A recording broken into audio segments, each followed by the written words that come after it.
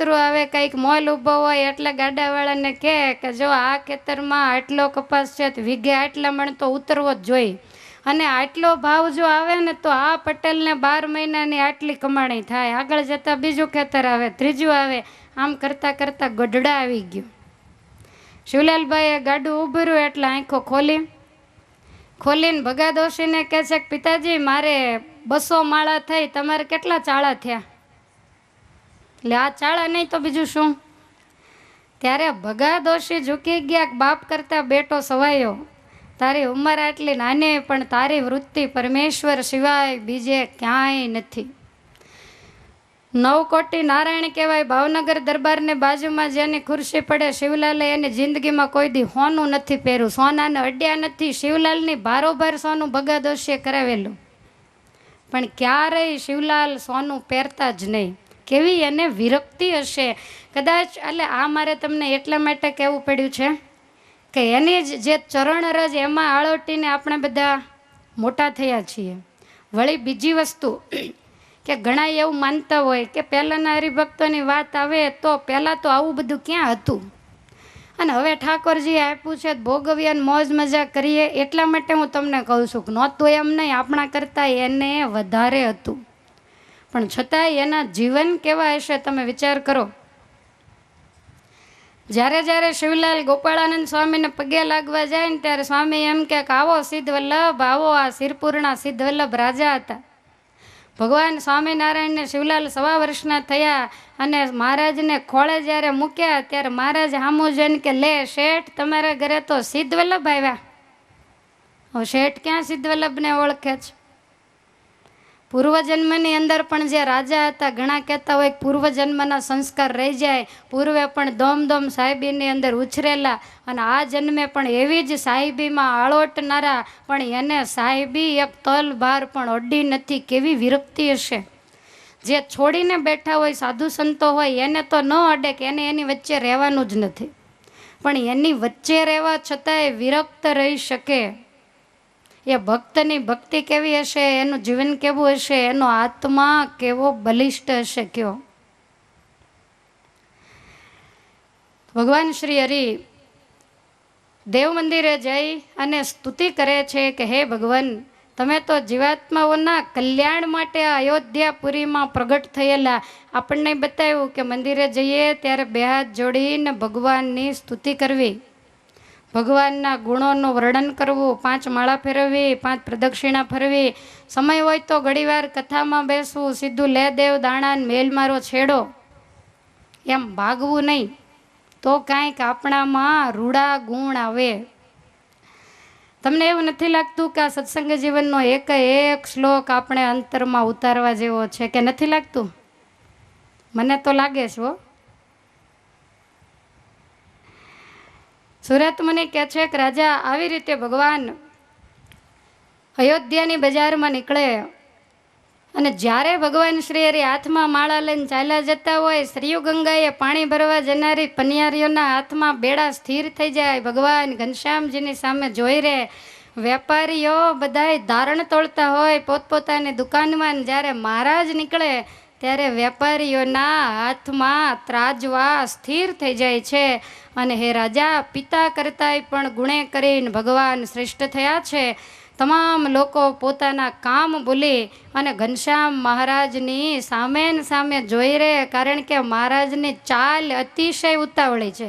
આપણી જેમ એક ડગલું આજ માંડે ને એક કાલ માંડે, એ શું કરે તમે વિચારો જોઈએ.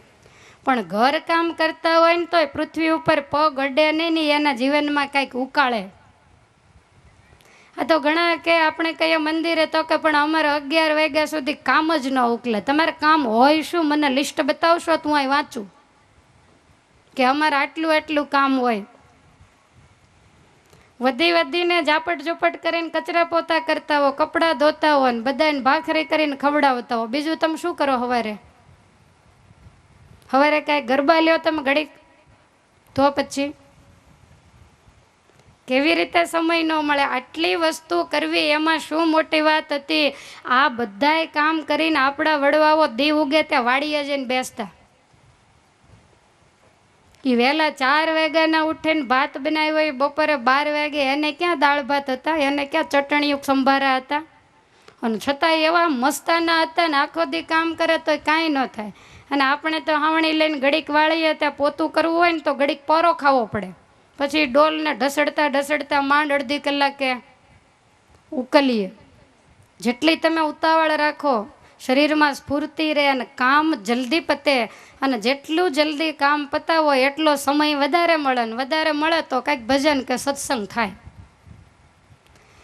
ભગવાન શ્રી હરિની ચાલ અતિશય ઉતાવળી છે. સંતોએ વર્ણન કર્યું છે, ચાલે ઉતાવળા ઘન શ્યામ રે, જાણે કરવા હોય ઘણા કામ રે. ચાલે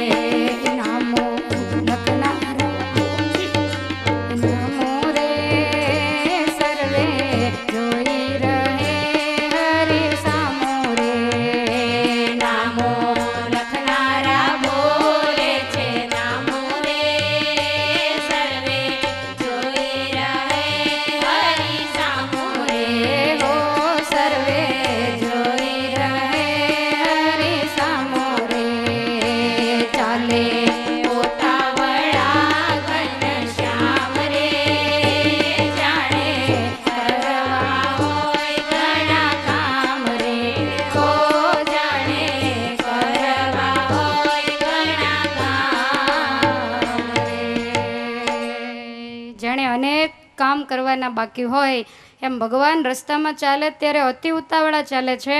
કોઈ કવિ એમ કહે છે કે બીજાના ચિત્તને ચોરનાર વ્યક્તિ ક્યારેય ધીમી ચાલે જ નહીં. મહારાજ પોતાની ચાલમાં બીજાના ચિત્ત ચોરે.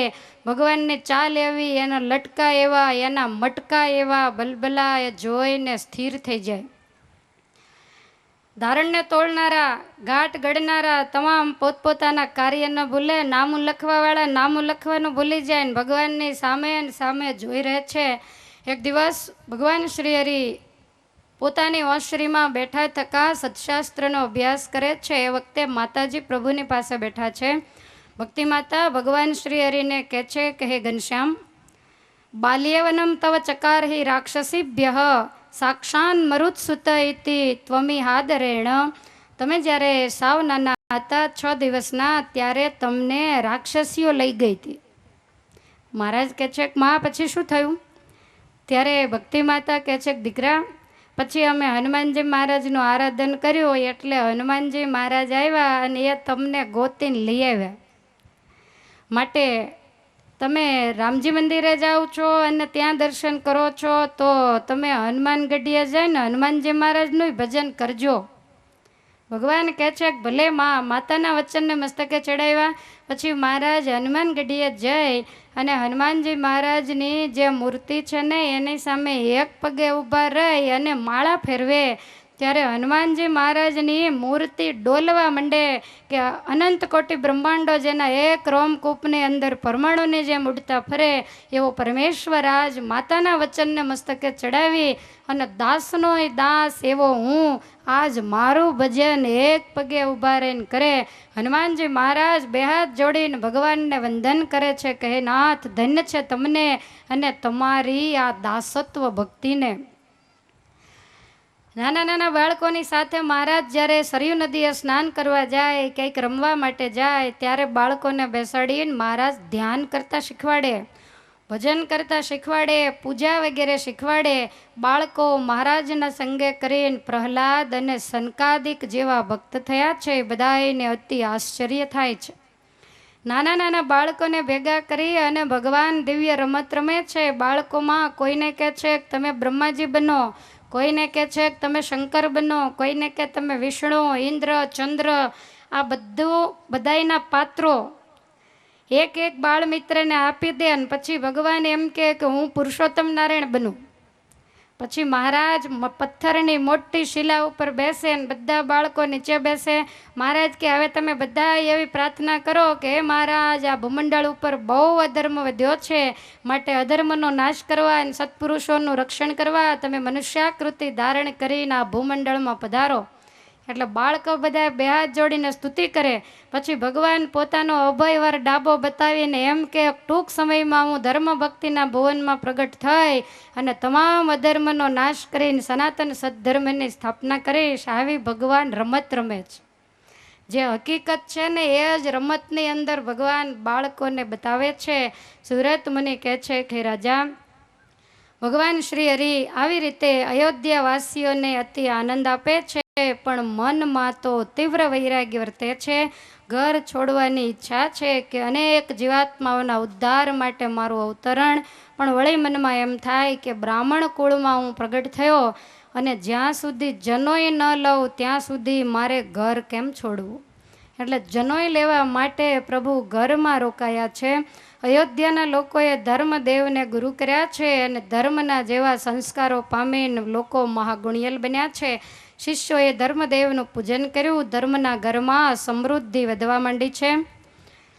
તમામ સ્ત્રીઓ બધાએ ભેગા થઈ ધર્મદેવની પાસે આવ્યા છે અને કહે છે કે તમે અમારા ગુરુ થાઓ. ધર્મદેવે વિચાર કર્યો છે કે જે ગુણિયલ પુરુષ હોય, લોકની અંદર પ્રતિષ્ઠિત હોય, મોટો હોય, એ માણસ જેવું કર્મ કરે એને જોઈ અને પાછળનો વર્ગ એનું અનુકરણ કરે. માટે લોકો મને મોટો માને છે. હું ઘનશ્યામનો બાપ છું અને હું જે રીતે વર્તન કરીશ મારું જોઈને પાછળની પ્રજા કરશે. હું જો સ્ત્રીઓનો ગુરુ થાઈશ મને તો કાંઈ વાંધો નથી, મારે આંગણે તો ઘનશ્યામ પરબ્રહ્મ પુરુષોત્તમ રમે છે, પણ મારું જોઈને જે કરશે એના ભૂકા બોલી જશે, કારણ કે હવે તો હળાહળા કળિયુગ ચાલી રહ્યો છે. ધર્મદેવે વિચાર કર્યો કે મારે સ્ત્રીઓના ગુરુ ન થવાય, એટલે ભક્તિ માતાને આગ્રહ કર્યો છે કે દેવી તમે તમામ સ્ત્રીઓના ગુરુ થાવ. એટલે ભક્તિ માતાની પાસે તમામ સ્ત્રીઓને ધર્મ ઉપદેશ અપાયો છે. ધર્મદેવે જે ધર્મગુરુઓ છે એના માટે જબરજસ્ત મર્યાદા બાંધી છે કે પોતાના સંબંધી ન હોય એવી સ્ત્રીઓની સામે ગુરુએ ક્યારેય જવું નહીં, એનો સ્પર્શ ન કરવો, એની સાથે બોલવું નહીં. અને ધર્મ મહાન એશમ ઇદમ મતમ મેં, ધર્મદેવ કે આ જ મોટો ધર્મ છે અને આ મારો પોતાનો અંગત મત છે. આ સ્વામિનારાયણ સંપ્રદાયની ગરિમા છે. અને એટલે બ્રહ્માનંદ સ્વામી એવું કહે છે કે કરે પુરુષ પ્રબોધ રૂડા પુરુષ ને રે કરે સ્ત્રીયાને ઉપદેશ વધી શોભાય અધિક ધર્મ વંશની. સ્વામી કે પુરુષ પુરુષને ઉપદેશ કરે, સ્ત્રીઓ સ્ત્રીઓને ઉપદેશ કરે. આ માત્ર અને માત્ર આખી દુનિયાના કોઈ પણ સંપ્રદાયમાં તમે નજર કરો, ખાલી હિન્દુ ધર્મના 20,000 ફાંટા છે. ઇતર ધર્મોમાં નજર કરો, આ રૂડી ઉજ્જવળ પરંપરા જો હોય ને તો માત્ર અને માત્ર ભગવાન સ્વામિનારાયણના ઘરે છે. ઘણા બધા બહેનો પરોક્ષની અંદર કથા વાર્તાઓ ખૂબ સારી કરે છે, એની ના નહીં, પણ તમે એની સભાઓ જોજો. સભાની અંદર બધા જ ભેગા બેસી મોટા મોટા નામસીન જે વક્તાઓ છે ઇતર સંપ્રદાયોમાં, ખરેખર વંદનીય પણ છે. કથા વાર્તાઓ ખૂબ સારી કરી અને સમાજનો ખૂબ સારો ઉત્કર્ષ કરી રહ્યા છે, જેને આપણે વારંવાર વંદના કરીએ. પણ આ રૂઢી રીત જો હોય તો એ સ્વામિનારાયણ સંપ્રદાયમાં છે. સ્વામિનારાયણ ભગવાને નહીં, પણ એના પિતા ધર્મદેવે આ પરંપરાની સ્થાપના કરી છે. ક્યાંય પણ તમે જાઓ, સ્વામિનારાયણ સંપ્રદાયમાં ભેગી સભા તમને જોવા ન મળે. પહેલાંના સમયમાં એવું હતું, આપણે લોજની કથા આવશે ત્યારે આવશે કે બાઈઓ અને ભાઈઓ કથામાં એકબીજાના ઢીચણ દબાવીને બેસતા. સ્વામિનારાયણ ભગવાને એકને એક બે ચોખ્ખું જ કર્યું. મહારાજ કે આજ તો હું છું, હું ન હોઉં ત્યારે શું થાય? આમાંથી અનેક પ્રકારની ઉપાધિઓ સર્જાય, સંપ્રદાયને લાંછન લાગે. એટલે મહારાજે આવી ઉજ્જવળ પરંપરાઓ ગ્રહણ કરાવી. તમે કોઈ પણ જગ્યાએ જોઈ જોજો, આવો સભા મંડપ નહીં હોય કે જેમાં બધા જ બહેનો, વાંચનારે બહેનો અને સાંભળનારે બહેનો, અને આમ નજર કરીને બરોબર નિશાન તાકી તાકીને જ ઘા મારું છું. પણ તમને એવું સમજાતું હોય કે ન સમજાતું હોય એ તો તમારે વિચારવાનું. કોઈ પણ હું વાત કરતી હોય ને તો મારી સામે નિશાન હોય તો જ કરું, પણ એની સામે હું ન જોઉં. એટલે એને એમ ન થાય કે મને કીધું. બાકી બરોબર નિશાન લઈને જ ગોળીઓ છોડવાની. કદાચ જો કોઈને અડી જાય તો કામ થઈ જાય. તો ભગવાન સ્વામિનારાયણ એમના પિતા જે ધર્મદેવ, એમણે આવી દિવ્ય રીતિ એની સ્થાપના કરી છે. માતાના ઉપદેશથી હે રાજા, અયોધ્યાના જે સ્ત્રીઓ હતા એ પણ મહાન ભક્ત બન્યા છે. ધર્મદેવ નિત્ય ષટકર્મ કરે છે, બાલ શર્માજીના ઉપદેશ પ્રમાણે રહે છે. ધર્મનું પવિત્ર અને ભક્તિમય જીવન છે. જે ઉત્સવો આવે એ તમામ એકાદશી વગેરેના ઉત્સવો ધર્મદેવ પોતાને ઘેર કરે છે. યથાશક્તિ દાન પુણ્ય વગેરે કરે છે. ગૃહસ્થ ધર્મનું આચરણ કરી ભગવાન જેવા પુત્રને પામીને ધર્મ પોતાના જીવનને ધન્ય માને છે. સુખપૂર્વક બધાએ નિવાસ કરીને રહ્યા છે. અને તમામ અંતરશત્રુઓ પર જેમણે વિજય મેળવ્યો છે અને અસુરોનો જે ભય હતો એ ટળી ગયો છે. સ્વસ્થ મને શરણાગત જીવાત્માઓને ધર્મમાં વર્તાવતા પોતાના પરિવાર સાથે અયોધ્યામાં ધર્મદેવ નિવાસ કરીને રહ્યા છે. ભગવાન શ્રી હરિ પણ માતા પિતા પાસેથી યોગ્ય સંસ્કારોને મેળવી રહ્યા. સ્વયં ભગવાન છે, એને કંઈ સંસ્કારની જરૂર નથી, પણ આપણને શીખવાડે છે. અને એમ કરતા ભગવાન 8 વર્ષના થયા. ધર્મદેવે વિચાર કર્યો કે હવે ઘનશ્યામને જનોય આપી દઉં. મુહૂર્ત જવડાયું છે. ફાગણ સુદ દશમ સોમવારનું મુહૂર્ત આવ્યું. પુષ્ય નક્ષત્ર, મેષ લગ્ન. ધર્મદેવે વિચાર કર્યો કે હવે તો મારું શરીર વૃદ્ધાવસ્થા તરફ જઈ રહ્યું છે. હવે આગળ તો કાંઈ બીજો પ્રસંગ કરાય કે ન કરાય, પણ ઘનશ્યામને જે જનોય આપી એ પ્રસંગ મારે ધામધૂમથી ઉજવવો છે. આમ વિચારી અને મંગળ પત્રિકાઓ તમામ સગા સંબંધીઓ આજુબાજુના ગામમાં મોકલાવી છે. ધર્મદેવે પોતાને આંગણે સુંદર મજાનો મંડપ નખાવ્યો છે. વિવિધ પ્રકારના વાજા વાગે છે. અયોધ્યાની સ્ત્રીઓ વધામણીના ગીતો ગાઈ રહ્યા છે. ધર્મના આંગણે આજ ધામધૂમ થવા માંડી છે. સ્વયં કુબેર ભંડારી આવીને ધર્મદેવને કહ્યું છે, જેવો ઉત્સવ કરવો હોય એવો કરજો, હું તમારા દરવાજે બેઠો છું. કારણ કે લક્ષ્મીજીના સ્વામી સ્વયં તમારે આંગણે રમે, એને ત્યાં કોઈ દિવસ લક્ષ્મીની ખોટ પડે જ નહીં. ધર્મદેવના ઘરે આવો સરસ મજાનો જ્યારે પ્રસંગ હોય ને, ધર્મદેવ 13 ગામના અધિપતિ કહેવાતા હોય અને એણે દરેકને વ્યક્તિ દીઠ આમંત્રણ આપ્યું હોય, તો મોળા કપડાં પહેરીને તો કોઈ આવે જ નહીં. બધાય સારા પહેરીને આવ્યા હોય. પણ સુરત મુનિ કહે છે કે પ્રતાપસિંહ, ધર્મદેવના ઘરમાં એવા લક્ષ્મીજી રમવા નીકળેલા અને એટલી બધી સમૃદ્ધિ હતી કે બધાય નવા કપડાં પહેરીને આવ્યા, પણ ધર્મની સમૃદ્ધિ આગળ એના કપડાં બિલકુલ જૂના લાગતા હતા. એટલે ધર્મદેવે બધાને બે બે જોડી વસ્ત્રો આપ્યા. મારા ઘરે રહો ત્યાં સુધી આ મારા વસ્ત્રો તમારે પહેરવા, પણ તમારા નહીં, જેથી કરીને મારા ઘનશ્યામનો પ્રસંગ દીપી ઉઠે. તમે વિચાર કરો કે એક દિવસ જેને કાંઈ ખાવાનું નહોતું, પણ ઘનશ્યામ પરબ્રહ્મ પુરુષોત્તમ જેને આંગણે પધાર્યા અને ધર્મદેવે પિતા બાલ શર્માજીના ઉપદેશ પ્રમાણે પોતાના જીવનને નવો જ્યારે વેગ આપ્યો ને વાળ્યું, ત્યારે એના ઘરની અંદર આજ લક્ષ્મીજી ક્યાંય સમાતા નથી. ભગવાન શ્રી હરિને બ્રહ્મચારીનો વેશ ધારણ કરાવવામાં આવ્યો છે.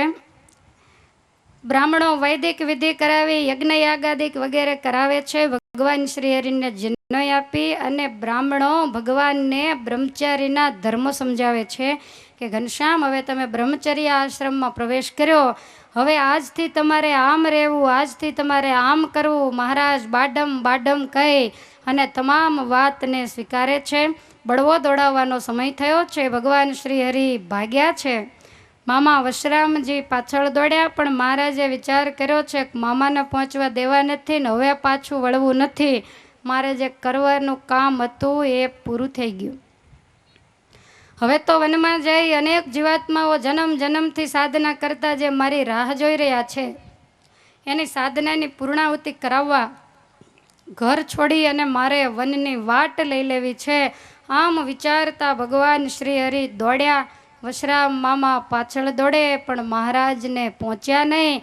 વશરામ મામા કહે છે કે હે ઘનશ્યામ, મારી એક વાત સાંભળો, હું તમને પૂર્ણપણે ઓળખું છું. તમે સાક્ષાત પૂર્ણ બ્રહ્મ પુરુષોત્તમ છો, વળી જન્મ સિદ્ધ તીવ્ર વૈરાગી છો. મને પૂરો વિશ્વાસ છે કે તમે ઘેર રહેવાના નથી, તમે સંન્યાસી જ થવાના છો.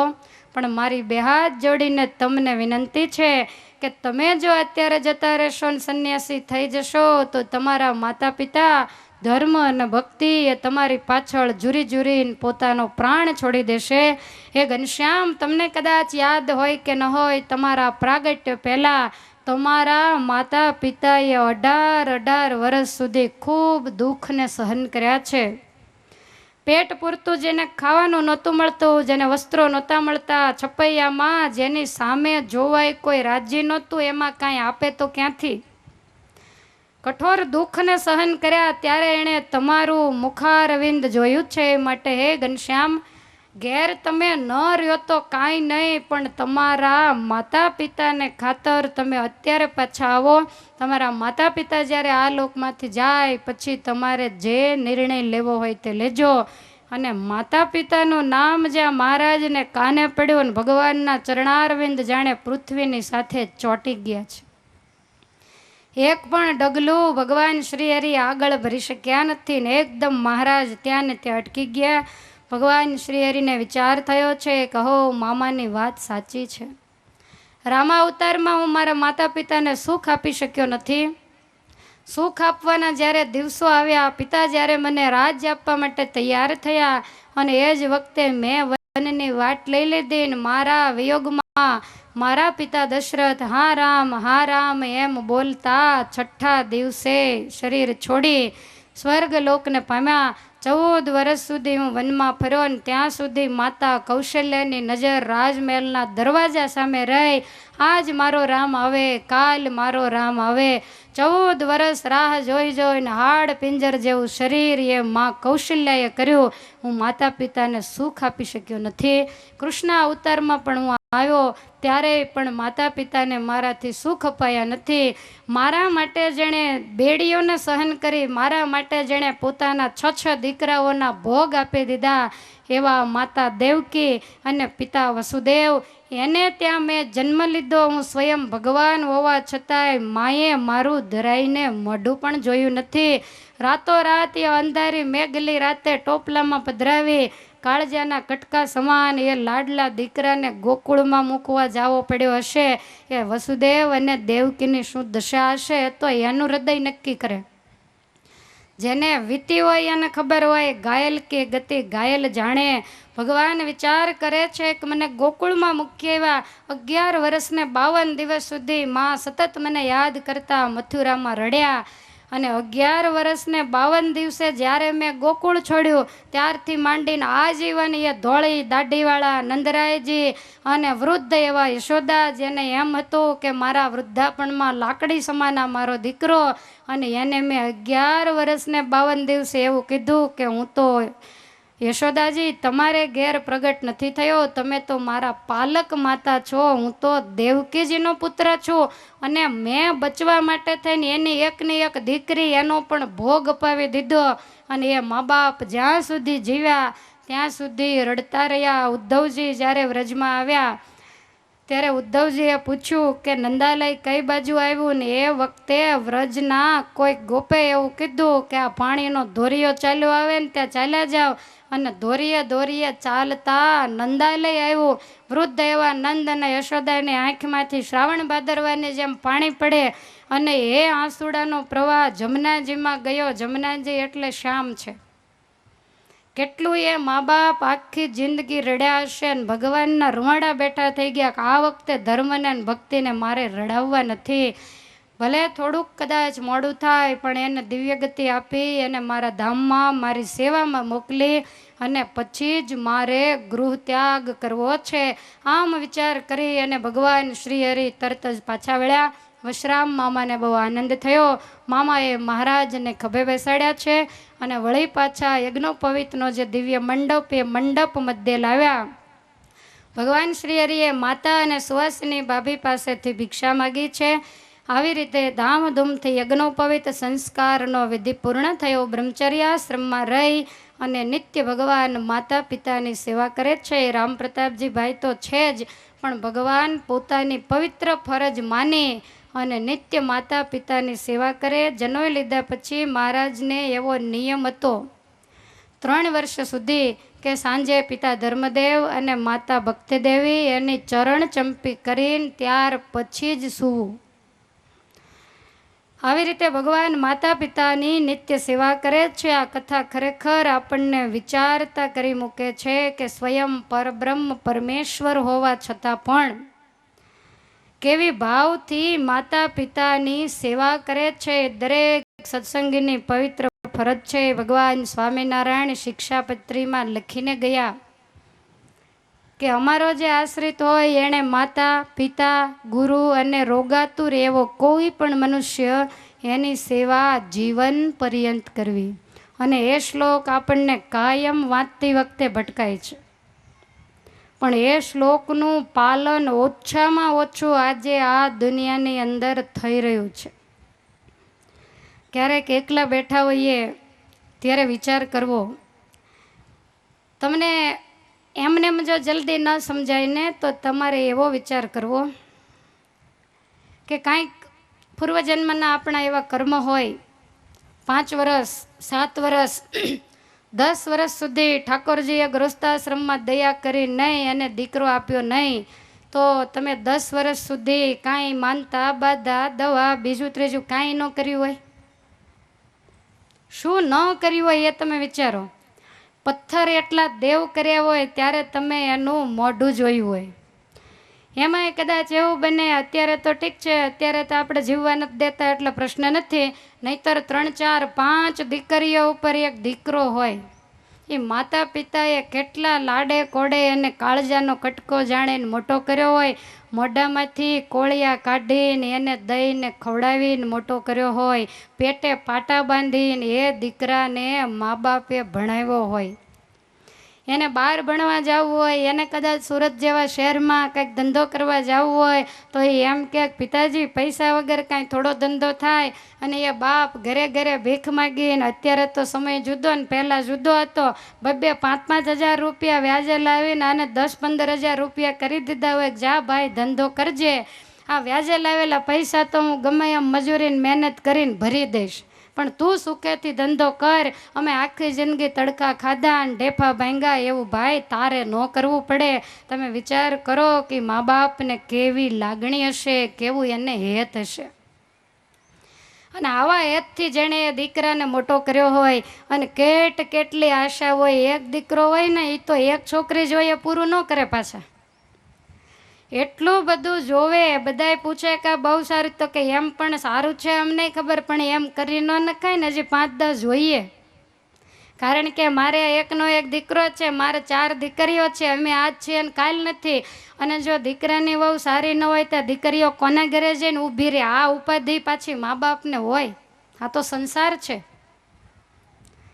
અમારી વૃદ્ધાવસ્થામાં સેવા કરે આવા ઈશકથી કેટલી વાર, જોકે એ તો નસીબમાં હોય એવું થાય, પણ છતાંય માતા પિતા ખટકો રાખી, ધ્યાન રાખી, કન્યાને જોવા જાય, આજુબાજુના કેટલાય ને એનું મોસાળિયા કેવા છે ને એની માના મોસાળિયા હોય એ કેવા છે ને આ તેને કેટલું જોઈને પછી નક્કી કરે. અત્યારની જેમ નહોતું, અત્યારે હવે થોડુંક એવું ઓછું થઈ ગયું છે. અત્યારે તો રૂપ જોવે ને ભણતર જોવે.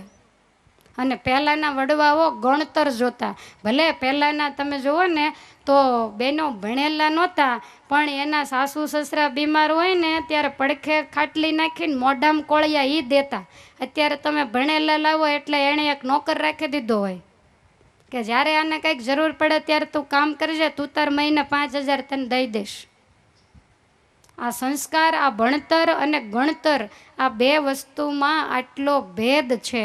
તો મારે એ કહેવું છે કે આવી રીતે અનેક કષ્ટોને સહન કર્યા પછી જેણે દીકરાનું મોઢું જોયું હોય અને કેટલી આશાના મિનારાઓ બાંધ્યા હોય, એ દીકરાના લગ્ન થાય, દીકરાની વહુ ઘેર આવે અને પછી એને જો મા બાપ ગમે નહીં તો આ મા બાપને શું કૂવામાં પડાય?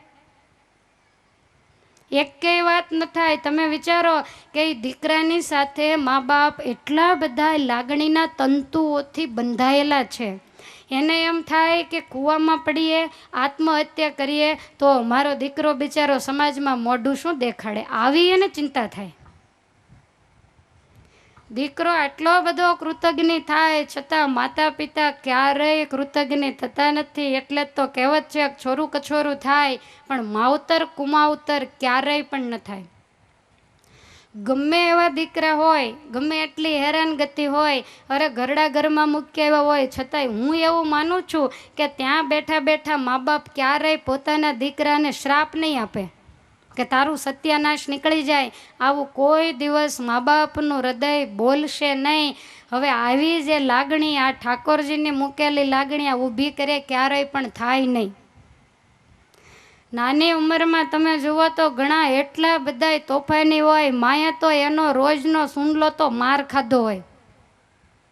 કાંઈ કાઢવાવાળું થાય એટલે ઢીકાવાળી કરતા હોય, છતાંય મા માથે હાથ ફેરવતી હોય. હવે આવી રીતે એને મોટા કર્યા હોય અને એ વૃદ્ધાવસ્થામાં જો સેવા ન કરે તો તમને કેમ લાગે છે? બોલો કે કાંઈ ન થાય? તમે પથરા હો તો કાંઈ ન થાય, તમે માણસ હો તો કાંઈક થાય. બોલો, માણસ છો કે પથ્થર? માણસ તો થાય કે ન થાય? અને હું બીજી વસ્તુ વારંવાર તમને કહું છું, કેટલી વાર કીધી ને આજ પણ કહું છું કે તમારા સાસુ સસરા દુઃખી થતા હોય, તમારે ત્યાં ગામડે રહેતા હોય, બિચારા કંઈક સાજા માંદા થાય, બીજું ત્રીજું, વળી અત્યારે ઉનાળાનો સમય હોય એટલે ગામડાઓમાં તાપ પડતા હોય, ખેતીવાડીનું કાંઈ કામ ન હોય, કદાચ એ મા બાપ ત્યાં રહીને ખેતીવાડી કરતા હોય તો એનું ભેગા બાંધી જવા માટે કરે છે કે આપણે આ ખેતીવાડી કરીએ ને કદાચ 5 લાખ રૂપિયા ભેગા થાય તો આપણે જાશું ત્યારે ભેગા બાંધી જઈશું. એવું ખરું? એ કોના માટે મથે છે? એ પોતાના દીકરાઓ માટે થઈને મથે છે. અને એ માતા પિતાને એમ થાય કે હવે આટલો બધો તડકો પડે છે અને 2 મહિના તૈયાર રોટલા ખાઈએ, દીકરાઓ શહેરમાં રહે છે એને ઘેર જઈએ એટલે બિચારા કેટલી હોંશે આવ્યા હોય, ડોશીમાને દેખાતું ન હોય તો અંધારે દીવો કરીને તલની કોથળી સીવતા હોય કે આ મારા દીકરા હાટું લઈ જાવ ને, મુખવાસ કરીને ખાશે. પોતે ગાય બીજું ત્રીજું કાંઈ પણ રાખતા હોય તો પોતે મહેનત કરી, પોતે ઓછું ખાય અને ચોખ્ખું ઘી ભેગું કરે કે જાય ત્યારે મારા દીકરાના દીકરાઓ નાના નાના છે ને તે ત્યાં ચોખ્ખું ઘી ન મળે તો આ ચોખ્ખું ઘી ખાશે. શાકભાજી વાડીએ થતા હોય તો એ લાકડીને ટેકે ટેકે બસે જઈને થેલી સીવીને દઈ આવે. પછી બસ ઉપડે ત્યાં સુધી ભલામણ કરે કે ભાઈ ભૂલી જતો નહીં હો, પાછો મારો દીકરો આવે ત્યારે દઈ દેજે થેલી. એટલે આવું કરે કે ન કરે? પહેલાના ગड्ढાને પૂછો, આ બધું કરેલું છે. અને એ માતા પિતા 2 મહિના અહીંયા શાંતિ માટે કેટલાય લબાચા તમારા માટે ઉપાડીને લાવે, અને અહીંયા આવ્યા પછી તમને એમ થાય કે ક્યાં અહીંયા આવ્યા. અરે ઘણા તો એવા સજ્જનના દીકરીઓ હોય કે મા બાપને ઓસરીમાં બેહાડીને આ બહારથી ઓરડાને તાળું મારીને એમ કે તમે બેસજો, હું જાઉં છું બેસવા ફલાણી જગ્યાએ, સાંજે આવીશ. પણ કદાચ ત્યાં તાળું ન મારો તો એ તમારા ઘરમાંથી કાંઈ લઈ જાય, તમારા ઘરમાંથી કાંઈ ખાઈ જાય. પણ છતાંય કદાચ તમે એવું નહીં કરતા હો, પણ હું એવું માનું છું કે આ દુનિયામાં જાજા આવા જ છે. એને વડીલો ગમતા જ નથી. ઓલા બિચારા ગામડામાંથી આવ્યા હોય, તમારી શહેરની સિસ્ટમ કદાચ એને ન આવડતી હોય, એને નો ટીવી ચાલુ કરતા આવડે, કે એને નો એસી ચાલુ કરતા આવડે, કે એને અમુક વસ્તુ કદાચ તમારે તો અત્યારે નળો એવા ભાત નાખ, ઓલા ઘુમડીને થાકે તો ઉઘડે નહીં, કારણ કે એણે એવો કોઈ દી જોયો ન હોય. હવે બને કોક વખત એવો હલકો હોય તો મચકોડાઈ જાય, ને મચકોડાઈ ગયો હોય જે આનો વારો પડે. હવે ન ખબર પડતી હોય, પહેલાંના માણસો દાખલો આપતા કે ગામડામાંથી દાદા પહેલી જ વખત શહેરની અંદર આવેલા, કોઈ દિવસ કાંઈ જોયું ન હોય. પછી બપોરે જમવાનો ટાઈમ થયો એટલે નાના છોકરા હોય એણે કીધું કે દાદા હાથ પગ ધોઈ નાખો, જમવા બેસી જાઓ. હવે હાથ પગ બધા ગેંડીમાં ધોવે. દાદાને એમ થયું કે આમાં પગ કેમ ધોવો? દાદાએ ઊંચો કરીને ગેંડીમાં, કારણ કે એને હાથ પગ ધોવાનું કીધું એટલે એને એમ કે આવી રીતે એને જિંદગીમાં જે વસ્તુઓ જોઈ નથી તો એને બિચારાને ખબર ન પડતી હોય. હવે તો જો કે એવું રહ્યું નથી, પણ ગમે તે કારણ હોય કે આપણને વડીલો ગમતા નથી. એમાં શહેરની અંદર 2-3 ભાઈઓ પોતપોતાના બંગલા કરીને રહેતા હોય, અને પછી ગામના બધાય મા બાપને એમ કે હવે 3 દીકરા કરોડોપતિ છે ને શું અહીંયા ગામડામાં પડ્યા, ત્યાં જતા રહ્યો.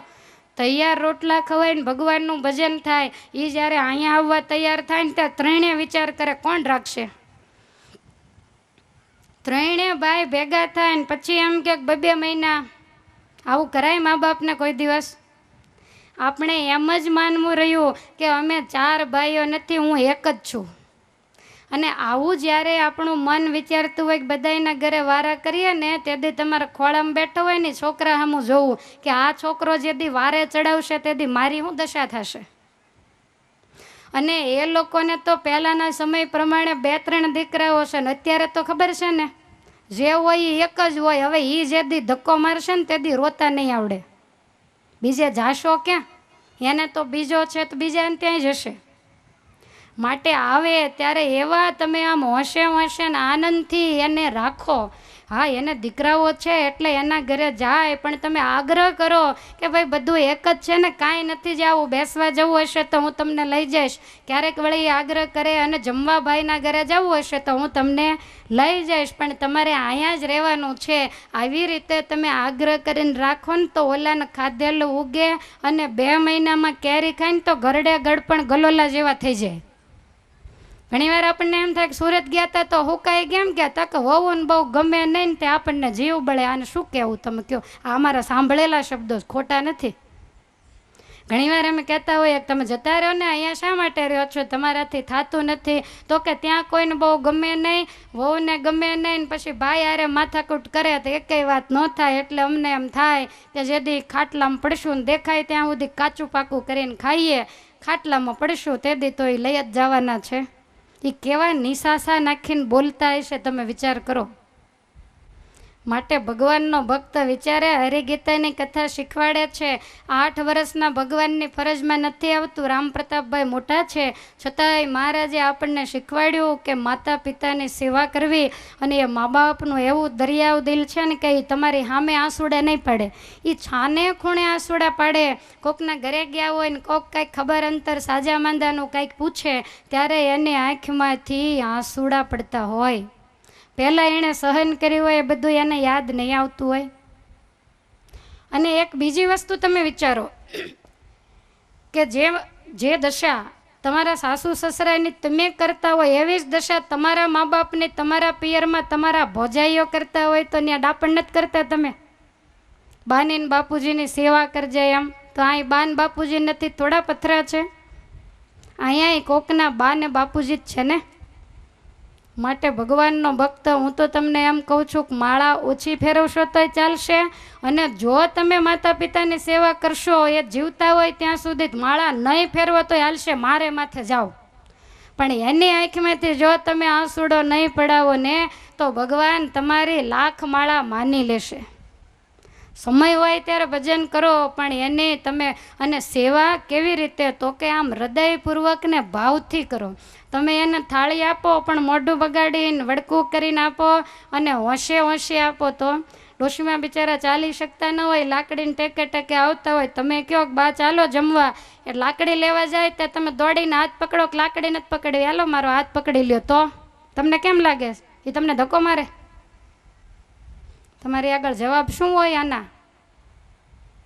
પ્રશ્ન જ એટલા બધા જોરદાર છે કે જેના જવાબ દેવા આપણે સમર્થ નથી. બધાના જીવનમાં વીતેલી આ વસ્તુઓ છે. અને એક વસ્તુ તમે યાદ રાખજો, ભાગવતજીમાં બીજા ઘણા બધા શાસ્ત્રોમાં તમારે શ્લોકના પ્રમાણ જોતા હોય, ઋષિમુનિઓના નામ સહિત હું પ્રમાણ આપીશ કે જે દીકરા કે દીકરાની વહુઓ પોતાના માતા પિતાને કોચવે અને એની આંખમાંથી આંસુડા પડાવે અને એ એક આંસુડાથી પૃથ્વીના જેટલા રજકણમાં ખબર પડે ને, ઓલી ઝીણી ધૂળ હોય એના કણ, એ જેટલા રજકણ ભીંજાય એટલા 1000 વર્ષ સુધી કુંભીપાક નરકમાં યમના દૂતો એને ગોંધી રાખે છે. આજ તમને ખોટું લાગે તો જેદી જાઓ તેદી મને ટપાલ લખજો કે તમે કહેતા હતા ને તેદી ભક્તિનંદન ફાર્મમાં એ સાચું પીડ્યું, અમને નાખ્યા ને હવે હેરાન થાય છે. આ ઋષિમુનિઓને લખેલા શબ્દો ક્યારેય પણ ખોટા ન હોય, પણ જ્યારે માણસ આ કળિયુગના કલુષિત વાતાવરણથી અતિ વિકારી ચિત્તવાળો જ્યારે બન્યો હોય ત્યારે એને ઋષિમુનિઓના શબ્દો બિલકુલ ખોટા લાગે છે. માટે બીજું કાંઈ ન કરો તો કાંઈ નહીં, પણ આટલું તો જરૂર કરો, આપણા મા બાપની આંતરડીને આપણે જરૂર ઠારવી. એની દશા તો તમે જુઓ, ધોબીના કૂતરા જેવી દશા હોય, કહેવાય નહીં સેવાય નહીં. જો કાંઈ પોતાના દીકરાને કહે તો બેયને ઝઘડો થાય, અને દીકરો ધંધે જાય એટલે ઓલી કાંઈક જરીક દેતી હોય એ બંધ કરે. એટલે માતા પિતા બિચારા મૂંગા મોઢે સહન કરતા હોય, અને તમને જે લાગે તે મા બાપ ગામડામાં રહે ને પોણા ભાગના આ દખે જ રહે છે કે દૂર રહીએ તો દૂરથી ડુંગરા રળિયામણા, ક્યારેક ક્યારેક મહિનો જઈએ તો હેતને લાગણી રહે અને હરખો રોટલો મળે. કાયમ કાંઈ જઈને ત્યાં એને પાને પડવું નથી. એટલે બિચારા કાચું પાકું જેવું ફાવે એવું કરતા હોય. એટલે અહીંયા આવે ત્યારે ખાસ ધ્યાન રાખજો, શરીર સારું હોય અને ત્યાં એની મેળે રહેતા હોય ને અહીંયા આવે ત્યારે તમે હાચવતા હો તો એને હું કહેતી નથી. એક વાત સમજી લેજો, જે કાંઈ કહેવાય છે રેડીમેડ કપડાની દુકાન છે, તમને જે કપડું ફિટ થાય એ તમારે લેવાનું. તમે જો સેવા કરતા જ હો, મા બાપના આશીર્વાદ કાયમને માટે જો લેતા જ હો તો તમને લાખ લાખ વંદન છે. પણ જે નથી કરતા એના માટે છે, જેને જે કપડું ફિટ થાય એ એણે પહેરી લેવું. કરતા હોય એના માટે કોઈ પ્રશ્ન નથી, પણ નાના સમાજને ખૂબ શીખવા જેવું અને ખૂબ સમજવા જેવું છે. ભગવાન સ્વામિનારાયણ આપણને આ બધું શીખવાડે છે. આનું જ નામ સત્સંગ જીવન છે. અને આ વસ્તુ કેટલી બધી અગત્યની હશે કે જેને માટે ખાલી મહારાજે આખી જિંદગીના 212 શ્લોક લખ્યા, એમાં એક આખો શ્લોક એના માટે કાઢી નાખ્યો. ખાલી મા બાપની ગુરુની બીમારની સેવા માટે આખો શ્લોક કાઢ્યો. જો આટલું ન હોત ને તો આ શિક્ષાપત્રી 211 શ્લોકની હોત. ઘણા એક શ્લોકમાં 2-5 આજ્ઞા ભેગી કરી. આ એક શ્લોક એવો છે કે એમાં એક જ આજ્ઞા ભગવાન શ્રી હરિએ કરી. મહારાજ કે આજીવન એની સેવા કરવી માટે દરેકની પવિત્ર ફરજ છે. અને તમે જ્યારે ગૃહસ્થાશ્રમની અંદર પ્રવેશ કરો ત્યારે હું એવું માનું છું કે જેની સાથે લગ્ન કર્યા હોય એની સાથે આપણને અતિ લાગણી હોય, એના મા બાપને તમે કોચવો તો તમને એમ લાગે છે કે રાજી થાય. કોઈ દીકરો એવો ન હોય કે જે સલાહ આપતો હોય કે તું તાર મારા મા બાપને હેરાન કરજે, એમ એના જુદા કાઢી એવું કોઈ કે. તમે એવું હળિયું કરીને કહેતા હો કે હવે ભાઈને ઘરે મોકલો, પરને અહીંયા આવ્યા છે. તમે એને 1 વર્ષ નથી રાખી શકતા. તમારા સૌભાગ્યને જેણે 20-20 વર્ષ સુધી પેટે પાટા બાંધીને સાચવું અને એને લઈને તમારા પગલાં એ ઘરમાં છે, આ વાતને તમે કેમ ભૂલી જાઓ છો? અને કાગળ ભાંજે લેતા આવજો ને લખી લેજો. તમે જેટલા આંસુ પડાવ્યા હશે ને એના કરતાં 100 ગણા આંસુ તમારા દીકરાની વહુ તમને જો ન પડાવે ને તો મને યાદ કરજો. કુદરત ક્યારેય કોઈને છોડતી નથી. પોતે કરેલા કર્મ એ પોતાને ભોગવવા જ પડે છે. માટે ગયું એટલું ગયું અને રહ્યું એટલું સુધારી લેજો. કદાચ તમને અત્યાર સુધી એમ ન હોય ને હવે એમ થાય કે કરવું જોઈએ, તો ખાસ ખ્યાલ રાખી અને હવે પછી જાગ્યા ત્યાંથી સવાર અને ભૂલ્યા ત્યાંથી ફરીને ગણો. આ ન્યાયે હવે માતા પિતાની સેવા કરજો. આવી મારી બે હાથ જોડીને તમને બધાઈને ભલામણ છે. આપણા આમંત્રણને માન આપી અને ચીકુવાડી મંદિરેથી પૂજ્ય લીલાબેનના શિષ્યો કાંતાબેન અહીંયા પધાર્યા છે. એક વખત જોરદાર તાળીઓના નાદથી આપણે એને વધાવી અને એમનું સન્માન કરશું. પધારો પૂજ્ય કાંતાબેન.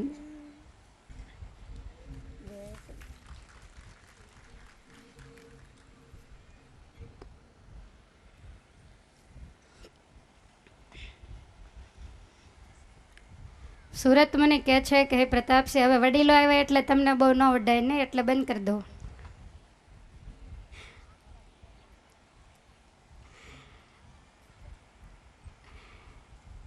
ભગવાન શ્રી હરિ બ્રહ્મચર્યાશ્રમમાં રહી અને માતા પિતાની સેવા કરે છે.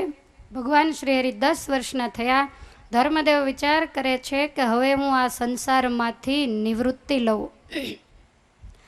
રામ પ્રતાપજી મહારાજને બોલાવી અને તમામ જે ઘરની જવાબદારી હતી એ રામ પ્રતાપભાઈને સોંપી દીધી. ઘનશ્યામ મહારાજ અને ઈચ્છારામજી મહારાજનો હાથ પણ રામ પ્રતાપભાઈ અને સુવાસીની ભાભીના હાથમાં આપ્યો કે આને તમે તમારા ભાઈ નહીં પણ તમે તમારા દીકરા માની અને બંનેને સાચવજો. હવે અમે નિવૃત્તિ લઈ અને ભગવાનનું ભજન કરીએ. તમારું પૂરું થઈ ગયું, હવે વડીલોનું આવ્યું. ધર્મદેવ નિવૃત્તિ લઈ અને પવિત્ર જીવન જીવે છે. એટલે વડીલોએ કેમ જીવવું હવે આ ધર્મદેવનું જીવન શીખવાડે છે. યુવાનોએ કેમ જીવવું એ ઘનશ્યામ મહારાજનું જીવન બતાવે છે. જ્યારે વૃદ્ધાવસ્થા આવે, એક વાત તમામ વડીલો કાન ખોલીને સંભળાતું હોય તો સાંભળી લે. વૃદ્ધાવસ્થા આવે ત્યાર પાછા કાન થોડાક ધીમા થઈ જાય. તો જ્યારે વૃદ્ધાવસ્થા આવે ત્યારે વડીલોએ એવું વિચારવું કે અમારો જમાનો જુદો હતો અને અત્યારનો સમય પણ જુદો છે. ઘણા વડીલો હેરાન થતા હોય છે. એનું તમને એક કારણ કહું. જ્યારે હોય ત્યારે લાવીને મૂકે કે અમે તો પહેલાં આમ કરતા અને તમે અત્યારે આમ કરો છો. અમે તો પહેલાં બધું હાથે કરીને પારકા કામ કરતા ને તમે તમારા ઘરનું નથી કરી શકતા, પણ એ વખતે તમે તો સરખા ચોખા નહીં ચડાવ્યા હોય એટલે તમારે કરવું પડ્યું હશે. હવે એ પૂરા પૂજીને આવ્યા છે. તમારી ગૃહલક્ષ્મી છે અને એના પગલે તમારા દીકરાને સંપત્તિ ઠાકોરજીએ દીધી છે. તો કદાચ કામવાળા રાખીને કામ કરાવે, પણ તમને સુખે ચોપડેલી રોટલી આપતા હોય તો કચકચ શા માટે કરવું? આપણને જે રીતે જ્યારે જમવાનું જે આપે, જે જોઈએ એ કહી દેવું અને સુખેથી ભગવાનનું ભજન કરવું ને એને એમ કહેવું કે હવે મેં નિવૃત્તિ લઈ લીધી છે, તમારે તમારી રીતે વ્યવહાર તમે કરો. તમને ભણાવ્યા ગણાવ્યા બધું શીખવાડવા જેવું શીખવાડ્યું અને છતાંય કંઈક મૂંઝવણ થાય તો અમને પૂછવાની છૂટ.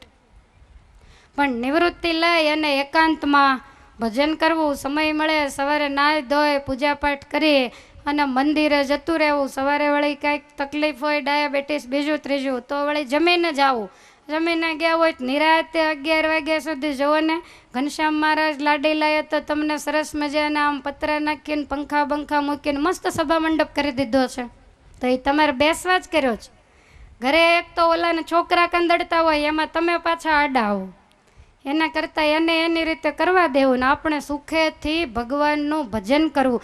અને નાના બહેનોને હું એ પણ ખાસ કહીશ કે ઘણા નાના બહેનોને એવો સ્વભાવ હોય કે બધુંય કામ વડીલો આગળ જ કરાવી લેવું. આવી દાનત ક્યારેય ન રખાય. એણે આટલી જિંદગી એણે કામકાજમાં જ વિતાવી છે. જો તમે પહોંચી વળતા હોય ને તો એને હાથમાં સાવણી લેવા ન દેવાય, સુકાતા કપડાં લેવાય જવા ન દેવાય. હા, પછી એનું શરીર સારું હોય અને હોંશે હોંશે તમને એમ કે ના આટલું હું કરું તો મારું શરીર સારું રહે, એવી રીતે કદાચ કરતા હોય એ વસ્તુ અલગ ને. વડીલોને એ પણ ભલામણ, નાના બહેનોએ ના પાડવી, પણ શરીર સારું હોય તો વડીલોએ થોડું ઘણું હાથોહાથ પોતાથી જે થાય એ કરાવવાનો આગ્રહ પણ રાખવો, પણ ટોસલ થાય એવું નહીં. ઘણાને તો વહુઓ ના પડતી હોય કે તમારે નથી કરવું ને, આણે તો પહેલાં એને જેવું જ કર્યું હોય, એ ખણક હાવણીનો પેલો લસરકો આમ લે ને એક આમ લઈને જાય. વહુને આવું કામ ગમે? એ તમે જાઓ એટલે પાછા વાળે, પછી અમારી આગળ આવે, મારું વાળેલું ન ગમે, હું વાળું પાછળથી ફરીને વાળે. તમે માળા ફેરવો શું કામ વાળો? તમને કે નહીં, પણ મને એમ થાય સવારથી માળા ફેરવવા માંડવું કે ઘડીક હાવણી લઉં, કારણ કે પહેલાં હાવણી જ લીધેલી ને. સ્વામી કે આજે ભગવાનના માર્ગે ચાલ્યો જ નથી, સાવ નવો આદર છે, અને હાવણીઓ જ લીધી. હવે એને નથી ગમતું ને એ કદાચ ના પાડે છે તો કાંઈ નહીં, રાજી ખુશીથી તમને એમ કહે છે કે તમે તમારે ભજન કરો, મંદિરે જાઓ, મને એવું કરાવવા જેવું લાગશે ક્યારેક તો તમને કહીશ, તો પછી કાંઈ જરૂર નથી. પણ હવે વહુને નાના છોકરાઓ હોય, ઘણી દોડાદોડ હોય, સવારમાં ટિફિન કરવાના હોય, બીજું ત્રીજું હોય, અને આપણે 50-55 વર્ષની ઉંમર હોય, શરીર સારું હોય તો સવારમાં કદાચ ભાખરી કરી દેવી પડે તો એ કાંઈ ખોટું નથી. પણ પછી એ બધું કરી શકે છે અને હમદર્દી દાખવી નાના છોકરા ઉપર દયા રાખીને કરી દે છે, તો શું એનો તમારે ગેરલાભ ઉઠાવવાનો? તમને ખબર જ છે કે સવારે ભાખરી કરીને ઓફિસવાળાને ઓફિસ મોકલી દે, કારખાને મોકલી દે, છોકરાને ભણવા મોકલી દે, તો તમારે ઉઠવું જ નહીં કે ભલે કર્યા કરે? તમને તો એમ થતું હશે ને કે તમારા લગ્ન થયા ત્યારે બાપુજીએ ભેગો એક નોકર આપ્યો છે. બહુ સમજવાનું ને બહુ વિચારવાનું છે, અને સાચી વાત હોય ને એ જ હંમેશા આકરી લાગે. ઘનશ્યામ મહારાજની અંગૂઠીની લીલા આવી તો હું ઠેકી ગઈ, મેં કીધું આની જરૂર નથી, જરૂર તો આની છે. અંગૂઠીની લીલા ઘણી વાર સુહાસિની ભાભીને અંગૂઠી ચોરીને પેંડા ખાઈ ગયા, કામ પૂરું થઈ ગયું, આપણે દાંત કાઢીને બેસી રહ્યા, પણ લેવાનું તો આમાંથી છે. એટલે મેં એ લીલાને આખી છોડી જ દીધી કે એ તો ઘણાય પછી કહેશે ને મારે આવડા આજ માંડ લાગમાં આવ્યા છે, આ 4 દી તો પૂરાય થઈ ગયા, 9 દી થાય એટલે તમે તમારા સ્થાને ને અમે અમારા સ્થાને, પછી કોણ જાણે કેદી ઝપટમાં આવ્યા. એટલે ઝપટમાં આવે એટલે ઘા મારી જ લેવાનો, કાંઈક તો થશે. માટે વડીલોએ ખાસ ધ્યાન રાખવું. ખોટો કચકચાટ તમે જે પહેલાં અત્યારે કેવું હોય કે ભગવાનની દયા હોય તો નાના બહેનો છૂટછાટથી રહેતા હોય, તે પાછું વડીલોને ન ગમતું હોય. હા, નાના બહેનોએ પણ ખાસ મર્યાદા રાખવી કે 5 રૂપિયાની વસ્તુમાં જો ચાલતું હોય તો 25 રૂપિયા બગાડવા એ કાંઈ જરૂરી નથી. ઓલા કારખાનામાં ને ઓફિસોમાં ને ફેક્ટરીઓમાં પરસેવો લોહી લોહીને થાકી જાય ને લોહીનું પાણી કરે ત્યાં રૂપિયા ભેગા થાય છે, અને એ હજારો રૂપિયા તમે મોઢા રૂપાળા કરવામાં વાપરી નાખો, આ કાંઈ યોગ્ય નથી. અને હવે તમારે કોને બતાવવું? જેને બતાવવાનું હતું એ તમને અહીં લઈ આવ્યા છે. એટલે ખોટી રીતે રૂપિયાનો જે દુર્વ્યય થાય, 500 રૂપિયાના કપડાથી ચાલતું હોય તો પછી 5000ના લેવાય એવું કાંઈ જરૂરી નથી. હા, કંઈક ટાણું હોય, કંઈક પ્રસંગ હોય, ઘણા તો બાદશાહની દીકરીઓ મહિને સાડીઓ હોય. હું તો મહિને કહું છું, પછી મને ખબર નથી